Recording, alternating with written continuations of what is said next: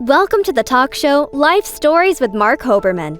The goal of this show is to provide a learning experience to people of all ages, with guests from various fields in academics, a wide range of industries, and insight into the many forms of art, athletics, and entertainment. We hope you enjoy the show. Actor, writer, and director Antonio Mckay is today's guest. Antonio will talk about his years in film, television, and theater, as well as his passion for writing. Actor, writer, director Antonio Mckay, welcome to Life Stories with Marc Hoberman. Thank you, Mark. Happy to be here. Great to have you. First of all, let's start from the beginning. Where were you born, and can you tell me a little bit about your childhood?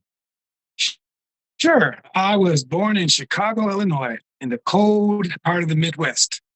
And I went to school there till I was about 11 or 12. And then my parents, who happened to be from the Caribbean, decided that the schools there weren't disciplining me enough because I was kind of out of control. So they sent me to go to school in Jamaica, and that changed everything for me. It was like going to military school. So I was there until I graduated high school, and then I came back to Chicago, to Loyola University and Columbia College, and I got a degree in English and in theater. Oh my goodness! Yes, so many things to unpack here. First of all, so I was an English teacher for many years. We have a lot in common that I majored in English also, but I was also a dean of discipline. I'm telling you that because I had a student once who was Jamaican and who was misbehaving, and I called the parent and said, "Mr. Hoberman, we love you. We're old school. We're from Jamaica. You can hit him if you want to." So I said, well, I can't do that, but maybe send me a fax with that permission anyway, just in case. You never know what happens. Just so you can show it to him, please. Yes, exactly. So that's incredible. So tell me about that. How your training in English, how did that inform you as an actor? I know you do writing also. How did that English degree play out? It came down to like the last 2 years after my sophomore year. I had a lot of electives I hadn't taken because I wanted to get it over with early. So I took all my composed races my first 2 years. So the third year I had a lot of electives. So I said, well, what's the easiest elective? I know theater. Let's go to theater. I had no theater background. My parents weren't, nobody. I just chose it because it seemed like it was an easy thing to do. And much to my surprise, I found out I loved it. I got on the plays, and then all my electives wound up being theater or television related. And then, of course, later on, I went into Columbia to get another degree concentrating on that. So that's what happened. Basically, I got a part in Dracula, believe it or not. I got to play the main role, and then I was hooked after that. You played Dracula? Yeah, not inviting next, just hooked in being the lead actor in a play. Unbelievable. And it's great for the viewers to know that you followed something that you thought would be easy or you weren't expecting anything. And now look, it became 90% basically of who you are. I think that's incredible. So then when did you get the acting bug before Dracula? What made you say, obviously you had to try out, for that part. That's a huge part to even try out for. So how did you go from, hey, I think this is going to be easy, I'm not expecting much, to, hey, let me try out for this particular part? Okay, this is the truth. The leading lady I had a crush on, so I thought, well, what better way to get the leading lady than to become the leading man? And that's basically what I did. It drove me. We appreciate the truth. We're all about authenticity here, Antonio. Exactly. So I thank you so much for that. And if that people would say that's no reason to go into something, that is a reason to go into something. Because if you didn't like that leading lady, I don't think we'd be talking today. So these things happen for a reason. I would continue to play basketball. Yes, exactly. So Antonio, you've done work in film, in television, and theater. Do you have a preference? And if so, why? That's an interesting question. Nobody's ever asked me that before, even though it seems like an obvious question. I prefer film. And the only reason I prefer film and television is because it's there forever. When you're on stage, it's great. You get momentary and temporary satisfaction from pleasing the audience, and it's quite a rush. But it's good to be able to look back at what you've done, and it's ingrained in history. You know, it'll never be gone, especially now with the internet. Right. It's always going to be there, Oh, yeah. and I kind of appreciate that now. What kind of vibe or lifeblood do you get from performing on stage live? That's got to be a very different thing. There's no, let's do another take. Sit this way, sit that way. You do your blocking, you do your stuff, and that's it. Yeah. What is that like? What is that rush like? Performing on stage, Yeah. it's adrenaline. You know, you get pumped up, and after that, you feel you can do anything. When you get that applause, when you walk on stage, or a line hits exactly the way you want it to hit, you get the reaction from the audience. That there's nothing like that. I will say that. I'm sure. It's I've had like in a band, and you know the crowd reacts. You get your energy from the crowd, especially in theater. Oh, for sure. I enjoy a show more, especially comedies, if everybody else is laughing. You know, so Exactly. I feed off that, and then of course you can see the people on stage feed off of that. I've had the privilege of interviewing some Broadway stars along the way. Tova Feldshuh, who's on Broadway in Funny Girl now, Oh, playing yes. Michelle's mom. And I have to tell you that I was an English teacher. I'm an educated guy. I'm good to memorize 2 lines. It would take me 4 months. I don't get it. How do you guys, even for movies? I mean, I could do a movie. If the teleprompter's in front of me, I could do the movie. I won't be a good actor, but at least I'll get my lines right. How do you memorize that? You know, when you from going from, I guess, on book to off book. It's a process, but it's very funny. You don't think you know the lines a lot of times, but if you rehearsed it a lot in your head and you study, it comes to you. It just comes to you. But you depend a lot on the other actor, because if the other actor doesn't hit their beats and doesn't have their cue line there, it could sort of throw you off. But if both actors are clicking and everybody, it's no problem. You just remember it. It's like remembering a song that you heard when you were 6, but you know all the words, Right. but yet I can't remember something I talked about yesterday, you know? Right. Great analogy. Yep. Great analogy. That's so true, because I don't usually see Broadway shows twice because of the price, and I don't also see it twice. But I've seen some Broadway shows several times when I was a youth director, and even with different casts, it looks like they're standing in the same place. It almost looks like a movie with different actors. So Exactly. it's so incredible. Really, it's a job. It's a job, and it's a science. So I want to talk more about your roles. I hope I'm saying this right. Tell me about Sangre Negra. Am I saying that right? You did it right. You did it right. Sangre Negra on Tubi TV, including the pressure of portraying the character. Now, I know I'm going to say this correctly. Pretty Ricky. Oh, yeah. There you go. Okay. Pretty Ricky Santos. First of all, Sangre Negra is the story of basically 3 brothers. It's a family, but it's 3 brothers. One is a cop. The other one's a lawyer. And the other one is a gangster. I happen to be the lucky one to play the gangster, who's basically the antagonist of the whole thing. And it's sort of a cross between the old show Dallas and The Sopranos, however, with a Latin flair. So you put all that together. Erik Estrada plays the father of all 3 of us, and it's very interesting. My character is actually a bastard, born outside of wedlock, and that's another problem we have. And then also my younger brother is now engaged to my baby mama. I'm So here that's like more live soap opera as we speak. Yes, it's what they call a gentleman's soap opera, whatever that means. Okay. It was first coined for Sopranos. In other words, there's a lot of typical soap opera themes, but also a lot of action and more, quote, macho segments too. So basically, so you can attract both genders.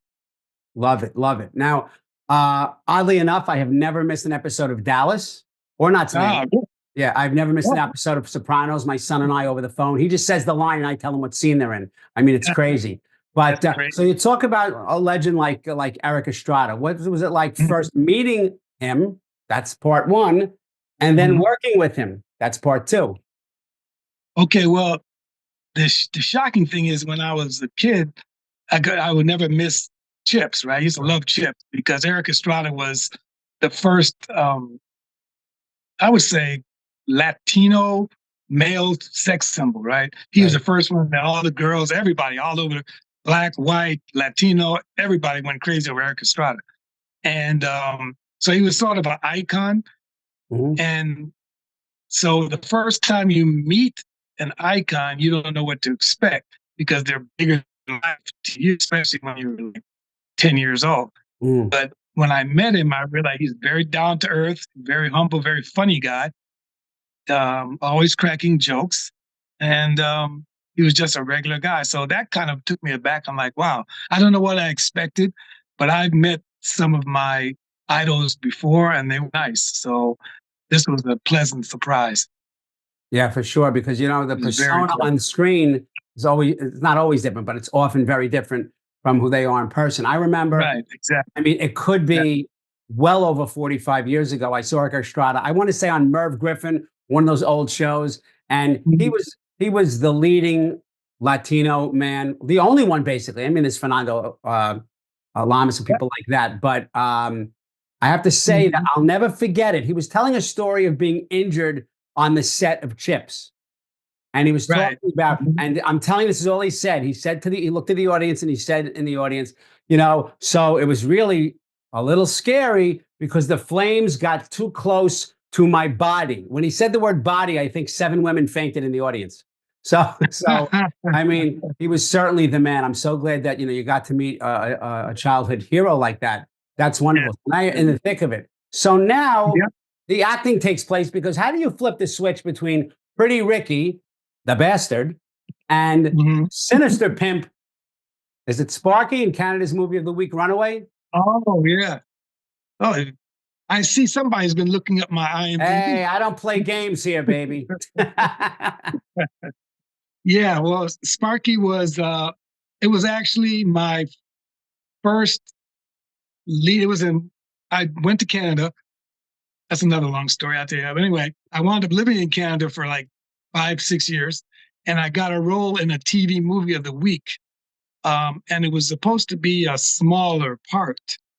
And I guess I did the first scene, and the next day I came back to finish off the scene, and they said, "We need you to stay another week and a half." I said, "Why?" I said, "Because we're going to wrote more scenes for you." I said, "Oh, that's great. Okay." So one thing led to another. Next thing you know, Sparky became like the Wow. main bad guy in the whole movie, and the other guy they had playing a bad guy, they just cut him and they gave everything to me. So that was my first time playing a real bad guy too. So I'm like, that sort of gave me the edge that I needed to get to when you got to all those years later playing Ricky Santos. Well, interesting because I don't know if you remember Starsky and Hutch, but Mhm. there was a pimp, Huggy Bear, who was more of a Oh, yeah. comedic character. Yes, I'm it kind of was. hearing that that was not you at all. You Mhm. were a very different pimp, if I may say so. I was a different kid. I was a little slicker, a Right? little bit less stereotypical than Huggy was. I used to love Huggy actually. Yep. Um, I remember watching the movie with Snoop Dogg playing Huggy. Right. Did you see the movie version of Starsky and Yeah. Hutch? Right. Um, so, but he was very, yeah. And it's another thing. He was written kind of stereotypically, but I played him a little bit more suave, a little bit slyer, not quite as yo, bitch, come on, it wasn't Yeah. that. Yeah. It Yeah. was more, so they liked it. And that's what I think convinced them to broaden my part. Yeah, I think my playing it that role encouraged them to broaden broaden what they saw for me because now they knew I could play the head of the organization rather than just one of the members. I definitely have to backpedal here because I love what you Okay. just said. So I know sometimes I've seen scripts and it says Mhm. things like whoever the character is, parentheses, a suave whatever guy. But it Mhm. sounds to me like you decided how you were going to play this character. Is that Yeah. correct? Yep. Exactly. Exactly. I've always been partial even when I was a little kid, when I was the movie stars and everything that my mom especially would watch would be people like Cary Grant, and she used to love Sean Connery, and who's over my shoulder there, if you can see him. Yeah. And Errol Flynn, those kind of suave, and then more sophisticated kind of guys. And I've always been drawn to those characters. Like one of my favorite movie franchise is the James Bond franchise. I've always followed that. And I always thought that character is bigger than life. But as opposed to like costume superheroes, he still seems like he is reachable. He seems like it is possible, highly improbable, but it's at least possible because he's a human. He has, vulnerabilities. I'll never be Superman. As much as I try, I'll never be Superman. So, but there's a possibility you can be like Bond. At least the way you can dress like him, you can carry yourself like him. There's a confidence that comes from that character that I like to put forth, if I can, in the characters I play. So, well, unfortunately, I guess just because of age, I knew every person you just mentioned. All those people, Cary Grant, Errol Flynn. I mean, we way back. That's excellent stuff. I want to circle back 1 second. So I was traveling. I don't know if I had kids yet. I think my wife and I were in Toronto, and I was in the elevator, and Luke Perry came in. I think Beverly Hills 90210 may have been over. I don't know, but I'm much more comfortable now in front of celebrities or whatever. But I said something and like really brilliant, like, "Do you know who you are?" Something like that. And he laughed, and we talked for a couple of minutes, and he was saying that, I'm in Canada because it's a different movie making experience. I think it was less expensive for movie studios to do movies there. So how did you end up in Canada? Well, again, a woman. I'm seeing a pattern here. Yeah. I confess. Anyway, guilty. I followed her from Los Angeles. She was a dancer in a show, and she went to perform in Toronto. So I went over there and followed her. And then one thing led to another. I wound up, I like it here. It's cold, but I like it here. So I stayed with her, stayed together. And that's how I got myself into the Canadian acting scene, which ironically was pretty easy because if you come from the United States and you're already a member of SAG and you have all these things going for you, the agencies there, I mean, the big agencies like the equivalent to the William Morris Endeavors here, Characters was called. They picked me up just like that. Wow. So right away, I was auditioning for things I would never get in the United States. I was in lead roles, series leads, all those things because of my agency. It showed me how powerful agents are, by the way. It showed me what I thought I knew, but I really knew now. If you have the correct agent, you can get to some place that other people just can't get to, no matter how talented the talent is. If you don't have the right agent and management behind you, you're always going to stay at a certain level. Anyway, so that's basically what happened, and I loved it there. Bet you wonder, why the hell did you go back? Yeah, exactly. Well, look, the name of this, I'm going to change the name of this episode to Follow Your Heart, because whenever you do that, you always end up on top, which is wonderful. I have to ask you, yeah, for sure. Many actors don't always include other types of entertainment work in the business, as we say. So what led to your passion for writing? Because you're in front of the screen, now you're behind the screen and you're writing. What led to that? Well, good segue. When I came back to the US because my ego told me that if I can do this in Canada, why can't I do this in the United States? So I decided to go back and prove myself. And then much to my chagrin, I discovered that all the casting people were different. All the connections I had before, they were either retired or got demoted or got fired or whatever. So basically, it was like starting over. So I'm like, okay, I'm older now.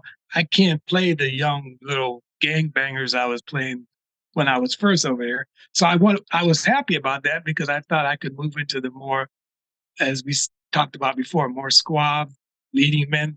Right. They weren't having it. They were like, nope, this is what you play. And if you can't play that, so I was in that in-between age where it's like, okay, you're not going to let me play these leading men, but then I'm too old to play these young whippersnapper gangsters that I Right. used to play. So what do? So I thought to myself, you know what? If they're not going to give you a chance, just write it yourself. And here's a meeting that sort of really convinced me to do that. I did get a role on Highway to Heaven. Mm. Was Highway to Heaven? Oh, the other. Yeah, Highway, yeah. Yeah. And I met Michael Landon in the commissary of NBC. And I talked to him, and it was the first time I really got to talk to a star of his magnitude like that. And it was just 15 minutes, but it changed my whole objective. I told him what I wanted to do, and he says, "Go for it." Mm. I said, "Well, but it's hard." He says, "Nothing's hard." He said, "If a Jewish kid like me, a short Jewish kid like me, could make it, you can." I said, "Oh, that's good to know," because that's basically what he did. He took that fame as Little Joe, Yeah. and he started writing and directing his own stuff, and he was in control. And that's one thing, as an actor, you have no control. Right. As an actor and a writer, you have more control. Actor, writer, director, you have full control. Right. So I'm moving up to the director part. I haven't done it yet, but that's my next goal. Yeah, I'm always amazed about when I interview people how important creative control is, like for the actor or the director. And it's all about creativity. I mean, Michael Landon wrote so many shows. I mean, not just one episode, like the whole season or seasons. So that's incredible. You're very lucky that I hope he knows somewhere up in heaven, what he did for you, because I think that's incredible. Oh, yeah, I'll always remember that. And I never saw him again. I was supposed to be in that new show he was developing when he died. Right. And I think I had left for Canada, but then he died, so they never shot it anyway. They shot the pilot, but they didn't show the season. But I'm sure it would have been good. I've seen the pilot. All the stuff. Yep. All good. So. Well, Antonio, on my show, I often talk about the story behind the glory. So what struggles did you experience on your way to success in the film industry? Oh, wow. What struggles haven't I? Yeah, that's a better answer. Yeah. I got to flip that question. One thing, basically, when you go into Hollywood, what you don't realize is that this is your tool. This is it. This is what you got. You got your face, you got your body, everything else. That is your calling card. So if you happen to be, when I got to Hollywood, I had a lot of success early because I fit the look that was in then. Right. There were guys like Philip Michael Thomas. In music, there was Prince, Michael Jackson, all the so-called pretty boys. They were in style. And Philip Michael Thomas was riding high on a Miami Vice. Right. So they were looking for types like that. And I was, half black, I'm half Latino. So I fit that mold. So for a while there, I was getting everything. Then things change. All of a sudden, that look is no longer in. They want a tougher, rougher, kind of grittier, more street. Like Wesley Snipes came in. Right. And, and all of a sudden, Michael Jordan was the biggest thing out there, in the 90s. So everything sort of just changed overnight. And all of a sudden, my look was no longer commercial enough to them. Wow. Now, that's when I luckily was in Canada. So, but it didn't really, really hit me to when I came back. I realized how much things have changed. And like, I'm no longer the flavor of the month. So, you run through things. Oh, you're not dark enough for this, or you're too dark for that, or you're too this for that. You look too cute for this. Or you're not. There's always some excuse they have for not casting you. It may not be true. It may be because you remind them of somebody who hit on their wife or something. Right. Yep. But whatever it is, these are the excuses they make, and there's really nothing you can do about it until you control your own destiny, like writing your own stuff. Yeah. I love that message because I always go back to education. I'm an educator at heart, and I've always told the students, some of whom were phenomenal athletes. There's about 3 or 4 that actually went pro. But I said, hey, what is your backup plan for when you get tackled and your knee's blown out and you can't play anymore? So I love the message about you fulfilling your own destiny. In closing, I want to know what's next for Antonio Mckay. Okay, what's next is the next season of Sangre Negra. We've already filmed 4 episodes, and we're hopefully the strike kind of threw everything off. Right. Now that's over, so hopefully early next year we'll start on the next season of Sangre Negra. And I'm working on scripts right now. We've got people like Richard Grieco. We're getting Rosalind Sanchez. Hopefully my some old friends of mine will make appearances. Excellent. And that's pretty much what's next. That's a heck of it. Yeah, that's a heck of a next. What's next? Yeah. Some very exciting things. Let me just give a quick message to the viewers. Don't forget to watch us on E360 TV, available on Wednesday nights at 9 p.m. EST on Roku, Apple TV, Amazon Fire. Remember to follow us on social media. Life Stories with Marc Hoberman is on Facebook, Twitter, Instagram, TikTok, and of course, our YouTube channel. Remember to subscribe. Antonio Mckay, thank you so much for being here today. Thank you, Mark. It was a pleasure. Thank you. Thank you for watching Life Stories with Marc Hoberman. To contact Marc, email him at info@lifestorieswithmarchoberman.com or visit him on social media through Facebook, Twitter, Instagram, TikTok, and LinkedIn. Thank you for watching Life Stories with Marc Hoberman.